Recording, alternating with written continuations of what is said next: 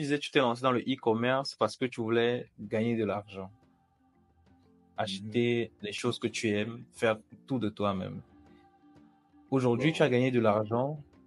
Est-ce que l'objectif est toujours le même ou est-ce qu'il a changé? Bon, il y a un truc que moi j'ai compris un peu tardivement, c'est que euh, il y a beaucoup de choses dont je me suis désintéressé quand j'ai commencé à faire de l'argent. Avant, quand je n'avais pas de l'argent, je voulais le dernier iPhone, je voulais acheter des chaussures, des habits, tout ça, tout ça. Mais quand j'ai commencé à gagner de l'argent au final, toutes ces envies me sont passées. En vrai, c'est comme si ces trucs-là n'étaient plus vraiment nécessaires pour moi. Je voulais m'acheter des fast-food, des pizzas tout le temps. Genre, tout ce que je voulais en fait. Mais aujourd'hui, je suis là, mon téléphone est là.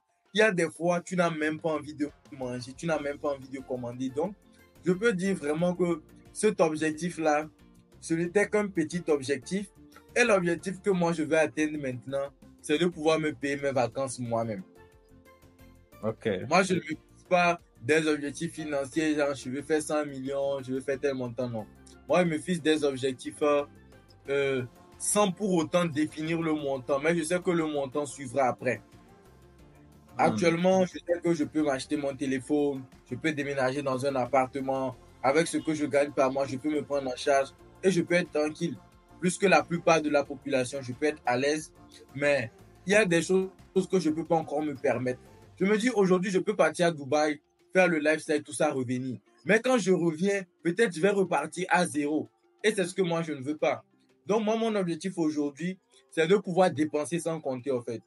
Si je veux partir en vacances, je pars en vacances en sachant pour autant que c'est pas parce que je suis parti en vacances, je dois revenir travailler dur, j'ai perdu de l'argent. Non, non, non. Savoir que je peux dépenser sans pour autant compter. Et puis, moi, c'est mon objectif actuellement. Après ça, bon, trouver une femme et puis fonder une famille parce que je veux des héritiers.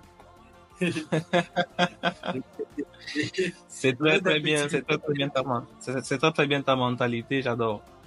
Dis-moi, j'aimerais savoir quels sont les critères que toi aujourd'hui tu as lorsque tu sélectionnes un produit pour pouvoir le commercialiser dans tes boutiques en ligne. Les gens vont chiffrer en Afrique fort, fort, fort à partir de ce soir. Donc, vas-y. Côté produit, d'abord, quels critères est-ce que moi je regarde? Je regarde d'abord, est-ce que les Africains vont acheter ce produit? Moi, j'oublie tout ce que mes coachs m'ont dit, tout ce que les formateurs disent, tout ce qu'ils disent sur YouTube. Et si tu es sur le marché africain, tu es face à la réalité africaine. Tu me poses la question, même s'ils commandent, est-ce qu'ils vont prendre? Est-ce que ce produit sera utile? Je me dis, le produit doit être utile pour la personne au moins 2 à 3 fois par semaine. Sinon, ça ne sert à rien. Ça ne sert à rien. Donc, je regarde d'abord ce côté, l'utilité. Et maintenant, je reviens, je réfléchis. Je vais donner un exemple d'un produit qui marche bien. Il y a un produit qui a bien marché en dropshipping. C'était un produit pour les chiens. C'était un distributeur d'eau pour les chiens. Maintenant, il y a un produit qui marche bien. Mais ce produit, si tu le ramènes en Afrique, tu vois qu'en Afrique, nous, on mange les chiens, les chats, tu vois. Donc, il y a tout ça. Est-ce qu'un Africain est capable de dépenser de l'argent juste pour son chien? Il y a toutes ces questions qu'il faut se poser. Donc, j'essaie de voir, est-ce que les Africains vont prendre ce produit? Est-ce que ce produit est adapté à eux? Parce qu'il y a beaucoup de produits que tu peux avoir des commandes, mais ne pas livrer. Maintenant, j'essaie de voir un deuxième point, c'est que si mon client n'a pas le produit, est-ce que son mal va continuer? Je peux prendre par exemple ce pot de fleurs, tu vois, il est bien beau, truc, voilà, c'est un produit qui résout un problème parce qu'il permet de, tu vois, de décorer l'arrière-plan, c'est beau. Je ne sais pas si tu me suis, c'est beau. Mais si je l'enlève, j'enlève aussi ce pot de fleurs. Tu vois que j'ai toujours mon arrière-plan. Donc, j'ai besoin de ce produit, mais il n'est pas forcément nécessaire. Donc, je peux commander ce produit et désister. Parce que je sais que, voilà, j'ai toujours un arrière-plan, c'est quand même impeccable. Je peux tourner mes vidéos, pas forcément besoin des pots de fleurs.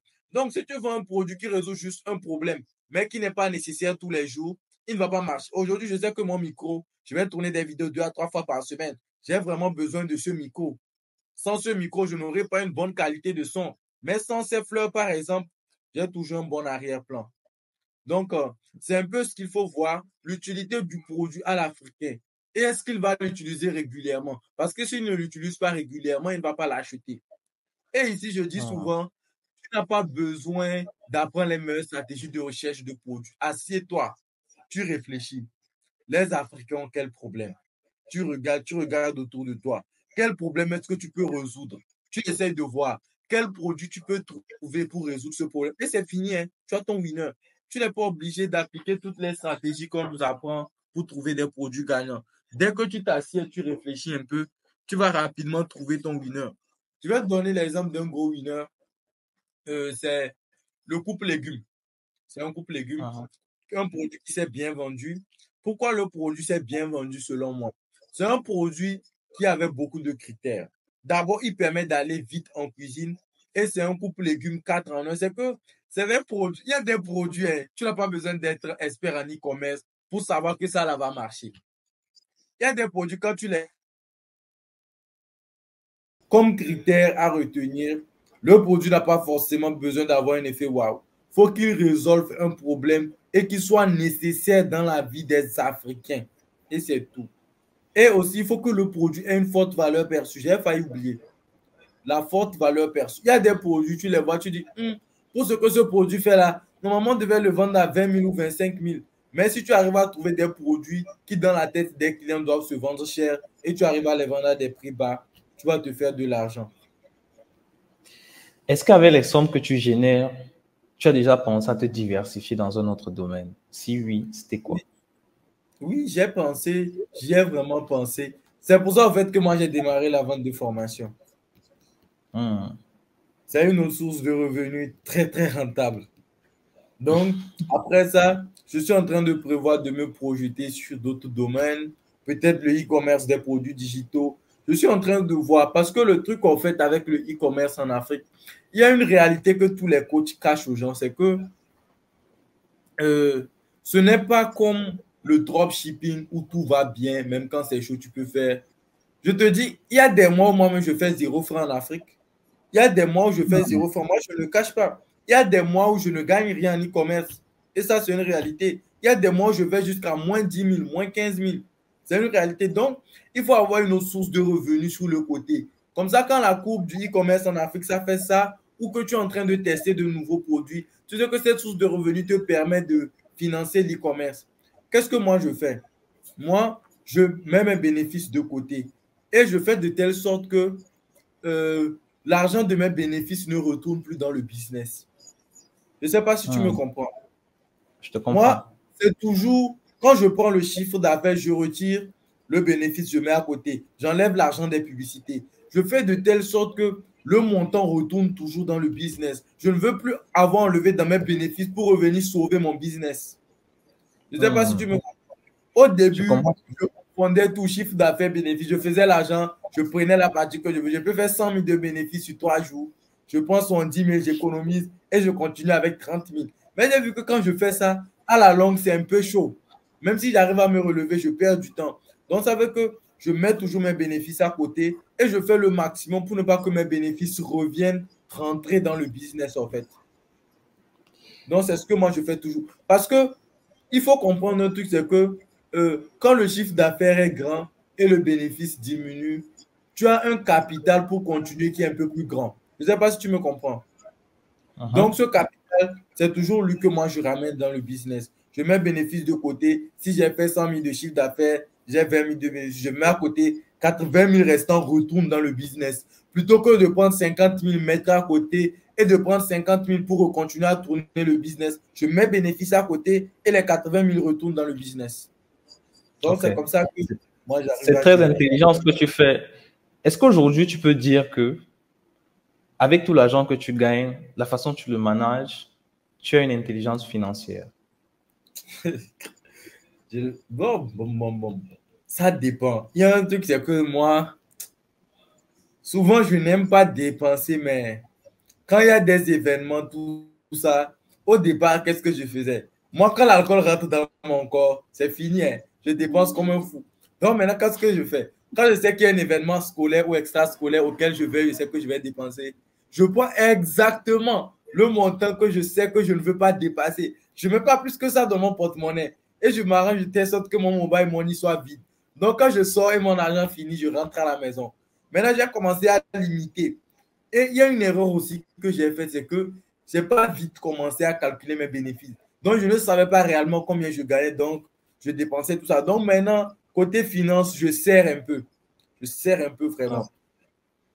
Même en ok. me faisant plaisir, j'essaie de limiter les choses. Avant, bon, chaque 2 mois, chaque 1 mois et demi, je ne faisais que augmenter l'argent pour changer d'iPhone. Mais maintenant, j'ai ce 13 Pro Max là. Il fait de bonnes vidéos. J'ai dit, c'est bon pour le moment. Parce que j'ai compris que je me suis arrêté, j'ai fait le point, j'ai vu que je mets beaucoup d'argent sur les téléphones, mais est-ce que j'en ai vraiment besoin? Au départ, c'était pour avoir une meilleure qualité de vidéo. Avec ce téléphone, maintenant, j'ai le mode cinématique, ça va. Donc maintenant, je me dis, c'est bon, hein. Tranquille, téléphone, ça va pour le moment. Jusqu'à ce qu'Apple ne décide de le dégager. Je vais le maintenir. Il a une bonne caméra aussi. Ça va. Et puis, à part ça aussi, je n'arrive pas à dire non. Je n'arrive pas à dire non quand quelqu'un me demande quelque chose. Donc, ça fait que j'essaie de fuir les gens au maximum. Même quand je croise quelqu'un, il prend mon numéro, tout ça en cause. J'essaie de le fuir. Parce que je me dis, il a pris mon numéro. C'est en cas de qu'est-ce qu'il y a un problème, il va me contacter. Donc, il y a ça aussi. Ça fait que j'ai dépensé beaucoup en voulant aider plusieurs personnes. Parce qu'il y a des gens, ils viennent, ils te racontent des histoires. Je suis gêné de me dire non. Parce que je me dis, voilà, si je ne l'aide pas et telle situation arrive, je vais m'en vouloir et tout ça. Donc, pour éviter tout ça, j'ai décidé de ne plus vraiment me rapprocher des gens. Vraiment, j'essaie de fuir les gens au maximum. Franchement, que ce soit les gens de ma famille, genre, à part mes frères et soeurs, c'est-à-dire les tantes, les cousins, tout ça, j'essaie de fuir un peu, de me retirer un peu sur ce plan parce que je ne veux pas qu'on me dérange. Moi aussi, j'ai mes problèmes. J'ai mes problèmes dans mon business. Donc, c'est un peu ça. Dans 5 ans, où est-ce que tu te vois? Ah, dans 5 ans, 5 ans, 5 ans, ça fait quelle année ça? 2029. Dans 5 ans, moi, je me vois avoir tapé le milliard. Hein. Le milliard de francs CFA de bénéfices dans 5 ans. Parce que je suis dans une logique où la première année dans un business, l'objectif pour moi, c'est d'être rentable. Quand tu apprends à faire de l'argent et tu te constitues un capital de départ, c'est fini. L'argent que tu gagnes, si tu sais où tu le mets correctement, dans 5 ans, tu peux rapidement atteindre ton milliard. Et il y a un truc aussi, c'est que je me dis aussi, il y a un truc, en 5 ans, j'ai vu des gens réaliser tellement de choses alors qu'ils ne gagnaient pas ce que je gagnais par mois. Donc, je me dis, si j'arrive à faire plus que dans 5 ans, je me dois d'être plus loin si j'arrive à bien gérer mon argent. Donc, bientôt, je vais faire mes 1 an de rentabilité. Pas 1 an dans le e-commerce, mais 1 an de rentabilité. C'est un truc aussi que je ne dis pas souvent qui m'a poussé à aller plus vite. C'est que, comme je t'ai dit, 2 ans avant, je regardais des vidéos sur YouTube. Moi, je me formais déjà. C'est ça qui a fait que tout est parti vite pour moi. Il y a plusieurs personnes qui ne comprennent pas, mais c'est que moi, je me formais déjà depuis avant de venir me lancer. C'est ça qui a fait la différence et qui a fait que je suis parti très, très, très vite. Donc, dans 5 ans, je me vois avoir fait le milliard, j'ai ma voiture. Et puis peut-être un enfant, ça dépend. On te le Donc, souhaite en tout cas. ah oui, oui. Quand tu essayes de comptabiliser, lorsque tu te lances dans le e-commerce, tu peux dire aujourd'hui que tu as perdu plus ou moins combien? Je ne peux pas dire que j'ai perdu parce que j'ai récupéré. Je ne sais pas si tu me comprends. Dans mes Je te bénéfices, je comprends. suis pas en moins, mais je suis en plus. Tu vois. Bon, donc je vais essayer de voir. D'abord, il y a un truc, quand je dis aux gens, les gens pensent que c'est de la pagaille, mais j'ai un associé qui peut témoigner. Frérot, j'ai démarré avec 12 000 francs. J'ai démarré Hmm. avec 12 000 francs. Qu'est-ce qui s'est passé? J'ai regardé une vidéo de formation gratuite. Je me suis dit, ah voilà, Junior, tu as suivi les formations de Yomi, même si tu les as eu un peu illégalement. Tu as suivi. Voilà, tranquille. Tu as fait ci, tu as fait ça. J'avais un partenaire au début. Je lui ai dit, frérot, actuellement là, mes parents ne sont pas prêts à me soutenir financièrement. Je ne veux même plus leur demander. J'ai 12 000 francs. Démarrons. Qu'est-ce qu'on a fait avec les 12 000? On a payé l'abonnement Shopify. Déjà pour l'abonnement Shopify payé, frérot, j'étais heureux. Hein. J'avais l'impression que je commençais à réussir. Parce que c'était un truc tellement magique pour moi. Parce que pendant des années, j'allais sur Shopify, je ne payais pas l'abonnement, tout le temps on me bannissait. C'est que c'était vraiment émotionnel. L'abonnement est passé. J'ai commencé avec un thème gratuit. Tout le monde, frérot. C'est comme si quelque chose m'a dit de faire le contraire de tout ce que tout le monde disait. Celui qui a fait la vidéo de formation gratuite disait oui, il faut acheter mon thème payant pour chiffrer, il faut venir prendre ma liste de produits gagnants, tout ça. J'ai dit non. Je vais essayer de me lancer et si ça foire, je cherche l'argent, je vais prendre un coaching. On a lancé un premier produit. C'était les culottes menstruelles. Et c'était avec mon partenaire. On a regardé comment faire la publicité. On était là, on regardait dans nos téléphones. Parce qu'il y a une réalité que les gens refusent de vous dire, c'est que une formation gratuite sur YouTube ne va jamais vous faire gagner de l'argent, surtout si c'est dans le domaine du e-commerce. Parce que tout est déjà fait. On prépare tout et on vient vous montrer ce qu'il faut faire. Et tu vas le voir sur son gestionnaire de publicité, mais tu ne sais pas comment il est arrivé là-bas. Il te dit ta business.facebook.com, tu vois autre chose qui arrive. Tu vois, il y a ce qu'on vous montre sur YouTube et il y a la réalité. On était là, on appuyait, on a programmé la publicité, c'est passé, on a dit à Provédien, dit ah, frérot, probablement nos vies vont changer. Premier jour, 0 visiteur. 0 visiteur, 0 commande. Deuxième jour, 0 visiteur, 0 commande. Et il m'a dit, on n'a qu'à couper. On a coupé la publicité. Je lui ai dit que, frérot, et si on laissait, on va se former chez ceux qui chiffrent vraiment. Parce que j'ai l'impression que c'est nous qui faisons mal les choses. Et il m'a dit, Junior, tu sais quoi? Lançons un dernier produit. Le produit, là, je continue de chiffrer dessus actuellement. Donc, je ne veux pas donner le nom. Il m'a dit, lançons ce produit. On a lancé le produit. Première journée, une commande. Et la première commande, tu sais, c'était qui? C'était mon grand frère. Parce que j'avais mis la boutique, le lien de la boutique. Tellement, je me disais, je dois récupérer de l'argent rapidement pour pouvoir me lancer. J'avais posté sur mon statut, ne sachant pas que c'est des erreurs à ne pas commettre. Parce que après, quand tu commences, en fait, en réalité, je ne vais pas vous mentir. Moi, je ne me voyais pas être ici. Je ne me voyais pas être ici actuellement, à cette période donnée. Je ne pensais même pas que j'allais arriver à ce niveau. Donc, je me suis dit, pourquoi pas, j'ai essayé de vendre à mes proches, tout ça. Bon, c'est pas vraiment passé. Donc, après, on a une deuxième commande. J'étais rentré de l'église. Je te promets, frère, on voulait importer de Chine.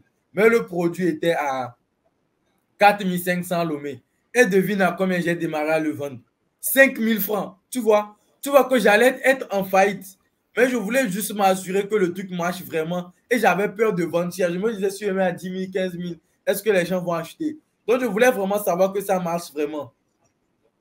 J'étais là, une commande, deux commandes. Les clients ont confirmé. J'ai passé à 7 000. En plus, tu vois, Shopify, leur notification de commande, ça fait dring. Tu sens l'argent, en fait. Et puis, j'ai eu ma première commande. J'étais vraiment content. Et quand j'ai eu ma première commande, c'est là que j'ai eu le déclic. Et je dis toujours à mes étudiants, celui qui va réussir en e-commerce, à partir de sa première commande, il saura s'il va réussir ou pas.